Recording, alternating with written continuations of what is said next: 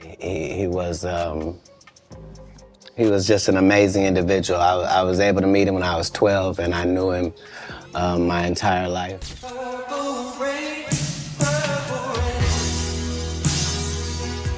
My mother told me one day I walked into her and said, Mom, I'm not going to be sick anymore.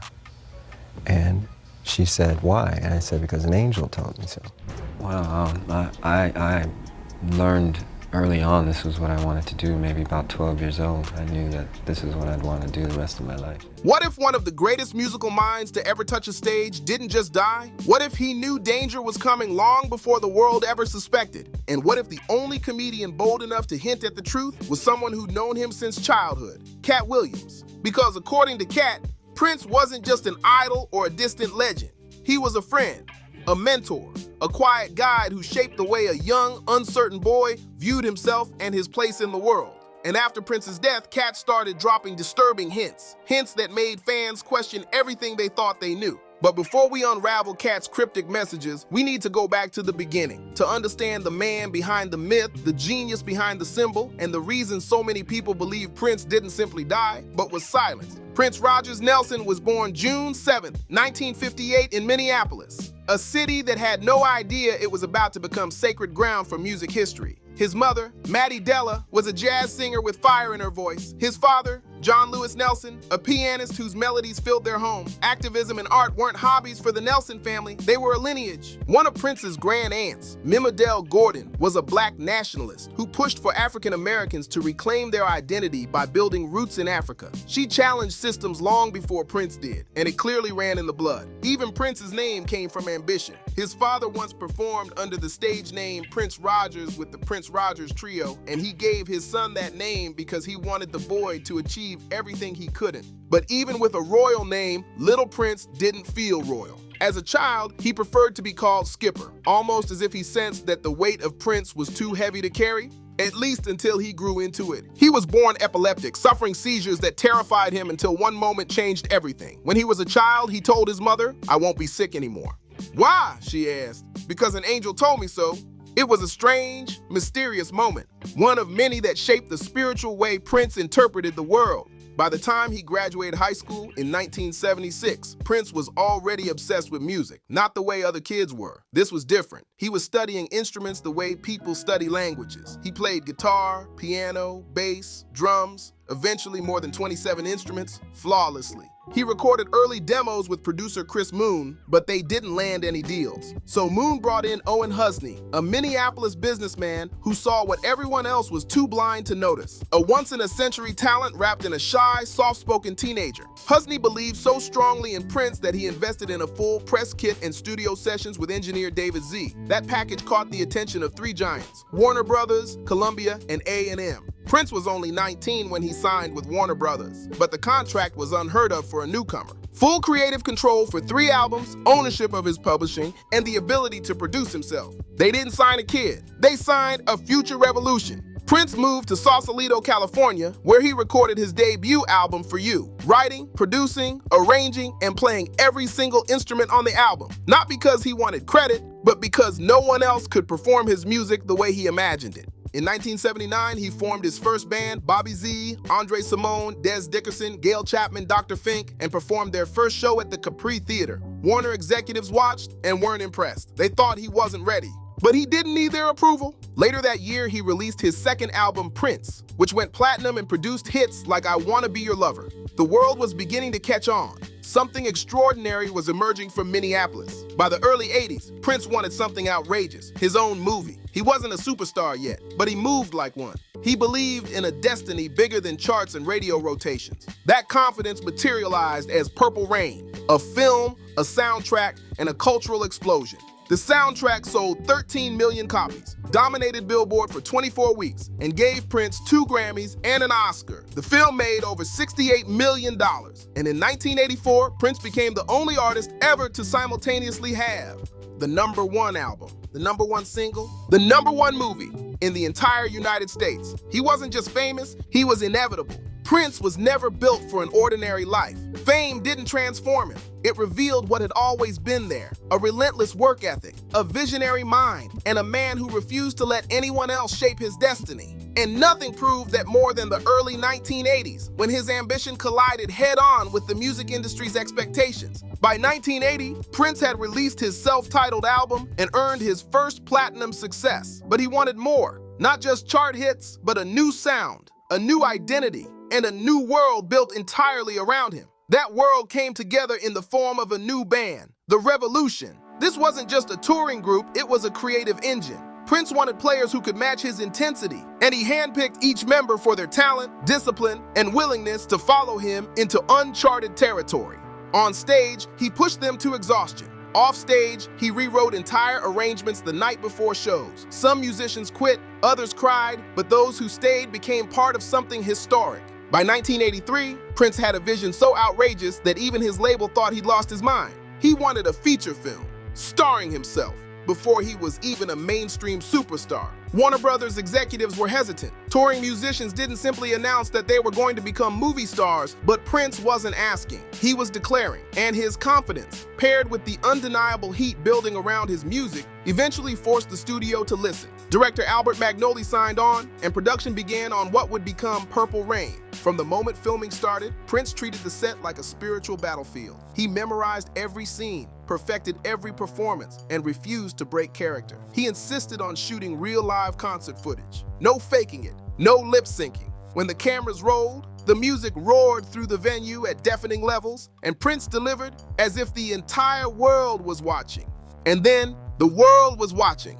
When Purple Rain dropped in 1984, everything changed in a single summer. The album exploded, driven by When Doves Cry, Let's Go Crazy, and the title track that would become one of the greatest anthems of all time. The film became a cultural phenomenon, grossing tens of millions and launching Prince into global superstardom. For a moment, he wasn't just competing with Michael Jackson and Madonna, he was the moment. But success didn't soften him. If anything, it sharpened him. Prince wrote constantly, recorded constantly, planned constantly. He would finish a show at 11 p.m. and head straight into the studio until dawn. He demanded perfection, and nobody around him was allowed to settle for less. Yet behind that genius was a growing tension, a creative storm forming between Prince and Warner Brothers. He wanted to release music as fast as he created it. The label wanted to slow him down, protect the product, and spread releases across several years. Prince saw that as a cage, and he wasn't about to be caged. By the early 1990s, the conflict boiled over. Prince felt trapped under a contract he'd signed when he was barely an adult,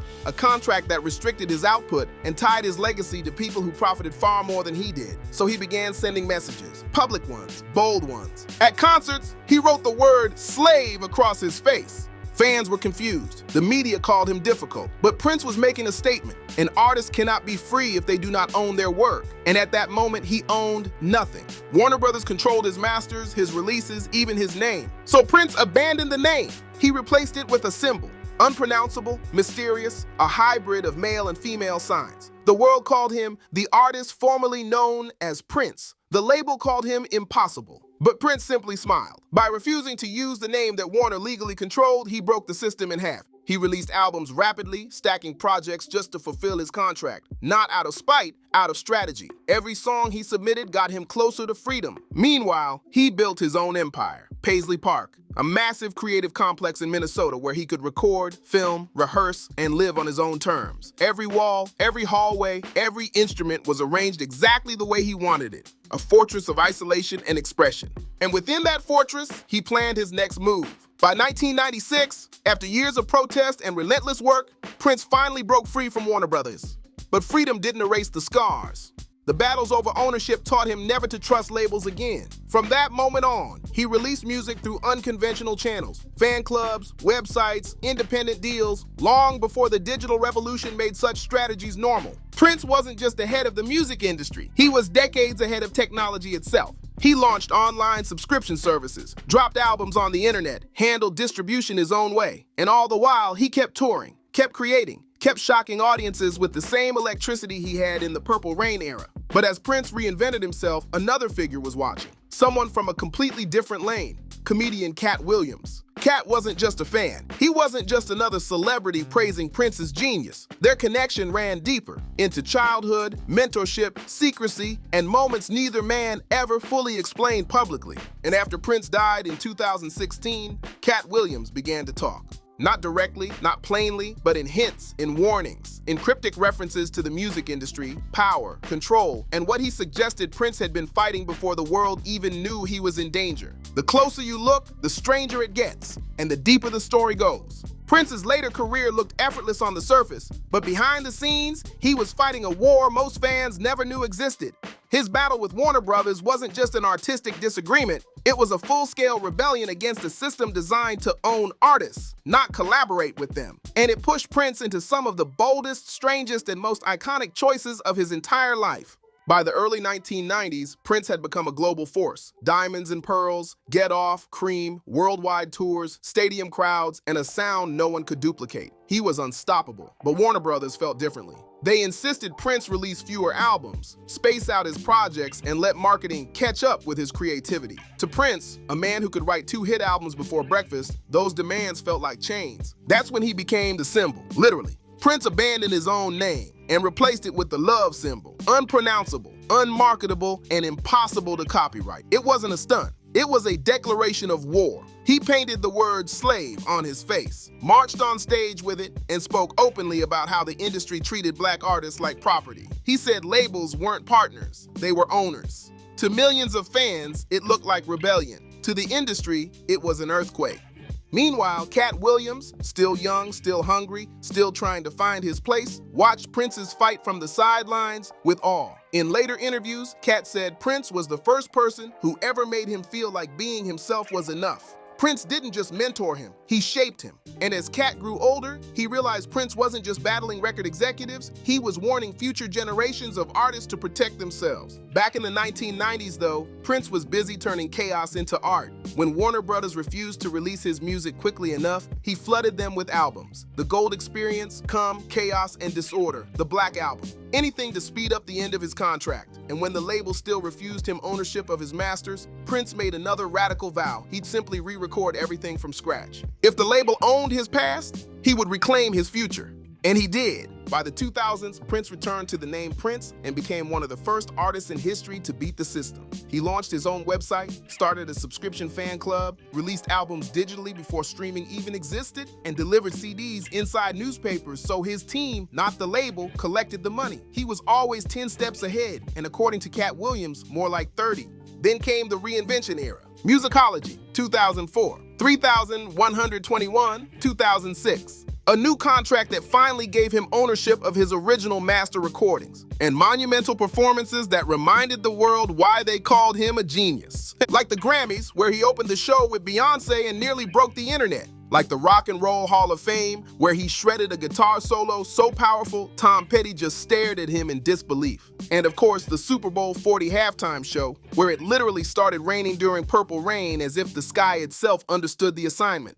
But even during those legendary moments, Prince was changing behind the scenes. He became more private, more guarded, more insular, and he talked more frequently about ownership, control, and the powers that be. Katt Williams later said that Prince warned him about the music industry decades before it became mainstream conversation, that the real battles weren't on stage but behind closed doors, in contracts, boardrooms, and deal structures that were designed to outlive the artists themselves. Then came 2015 to 2016. Prince canceled shows. He moved slower, he looked thinner, fans noticed, musicians noticed, and Katt Williams, who always had a sharp instinct for danger, said in interviews that Prince seemed to know he was being watched, pressured, maybe even targeted. Whether those were metaphors or something deeper, fans still debate today.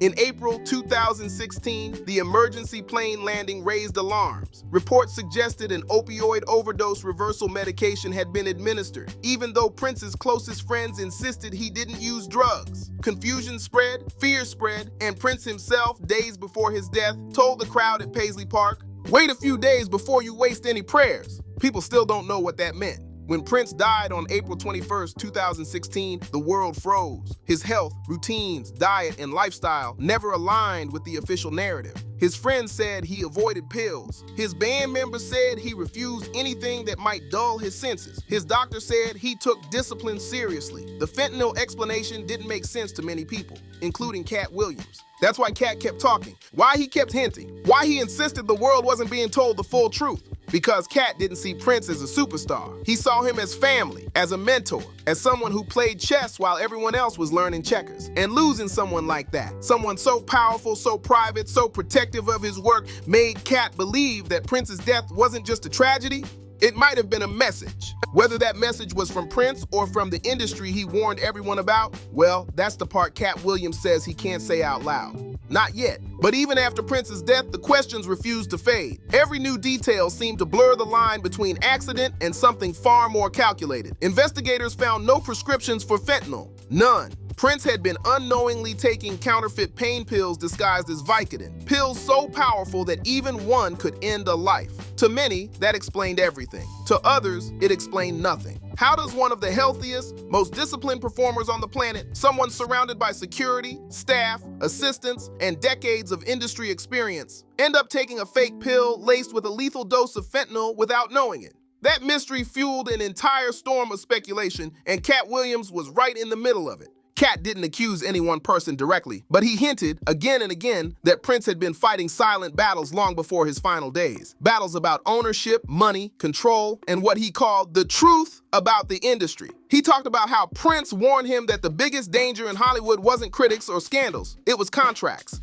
They don't take your life, Prince once said. They take your name, your masters, your future. They take everything they didn't build. To Katt, that wasn't paranoia. That was Prince telling him exactly what he'd lived through. And Prince had lived through it. His vault alone, containing thousands of unreleased songs, became a symbol of everything he fought for: ownership, freedom, legacy. Some estimate that the vault holds decades worth of albums, film footage, collaborations, entire projects the world has never heard. When he died, that vault was drilled open. The imagery of that moment, Prince gone, and a drill forcing open the place where he kept the work he protected with his entire life, felt symbolic to his fans. To others, it felt like a violation.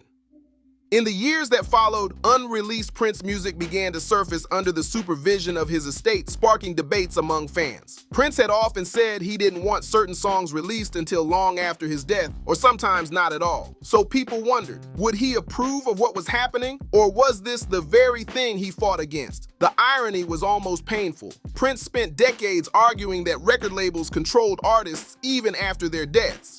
And now his own legacy was being managed by hands he didn't choose. Meanwhile, Katt Williams kept talking, not out of disrespect, but out of loyalty. He spoke of the man behind the myth, the one who cracked jokes, who gave sharp but loving advice, who drove flashy cars but cared more about justice than luxury. Katt said Prince didn't just change music, he changed people. He lifted them, sharpened them, taught them to demand more from themselves and from the world. And Katt believed the world deserved to know the Prince he knew, not just the icon, but the mentor, the philosopher, the friend. Even now, the mysteries surrounding Prince's final days refuse to settle. Why was he alone? Why weren't security protocols tighter after the emergency landing? Why did he tell fans, wait a few days before you waste any prayers? Why was he found in an elevator, the same elevator he once described as the devil? Why did so many people, including close friends, sense something was wrong in the weeks leading up to his death?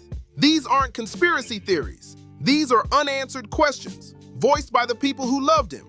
But rather than letting the speculation overshadow his legacy, fans and fellow artists now turn to what mattered more: the man who redefined the meaning of creative freedom. Prince didn't just play instruments, he mastered them. He didn't fit genres, he broke them. He didn't follow rules, he rewrote them. He didn't wait for permission, he took control. And he didn't let the world define him. Not his race, not his gender expression, not his sound, not his name. The impact he left behind is overwhelming. Without Prince, there is no modern blueprint for artist independence. There is no wave of musicians fighting for their masters. There is no challenge to an industry built on contracts that favor corporations over creators. Prince's courage cracked the door open, and today's artists, from Taylor Swift to Kanye West, are tearing that door off its hinges. His influence reaches far beyond music. It's in fashion, film, politics, activism, cultural identity. Prince taught generations to question the systems around them, to stand boldly in their truth, and to value their art as their power. And that is why conversations about him never really end. The mystery doesn't fade. The fascination doesn't quiet. The love doesn't weaken. The purple glow he cast over the world hasn't dimmed.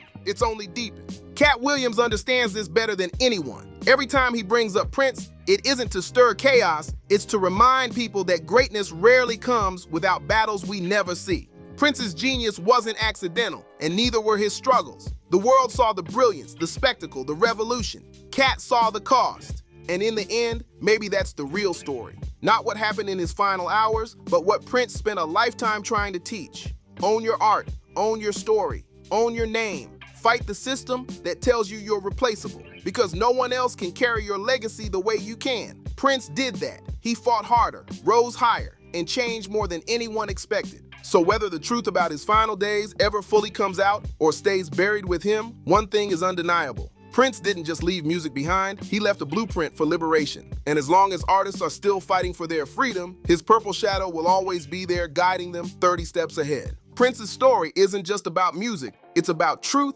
rebellion, ownership, and the cost of being a visionary in a world that fears revolutionaries. Whether you believe the official version of events or feel the unresolved weight of the questions surrounding his final days, one thing is undeniable. Prince changed the world long before anyone realized what he was really fighting for. He warned artists to wake up. He told the industry he would not be owned. He proved that genius has a price, and sometimes that price is isolation. But his legacy didn't end in Paisley Park. It lives in every artist demanding ownership of their masters. It lives in every performer refusing to compromise their identity. It lives in fans who still turn the world purple every April. And maybe that's why people still argue about what really happened. Because Prince wasn't just a musician, he was a movement. And movements don't die quietly. If you enjoyed this deep dive into the truth, the mystery, and the legacy behind one of the greatest artists who ever lived, make sure you like this video, subscribe to the channel, and turn on notifications so you don't miss our next investigation into the real stories Hollywood won't tell you. And now it's your turn! Do you think we know the full truth about Prince's final days? Or is there still more hiding in the shadows? Tell us in the comments. Thank you for watching. And remember, legends never die, they echo.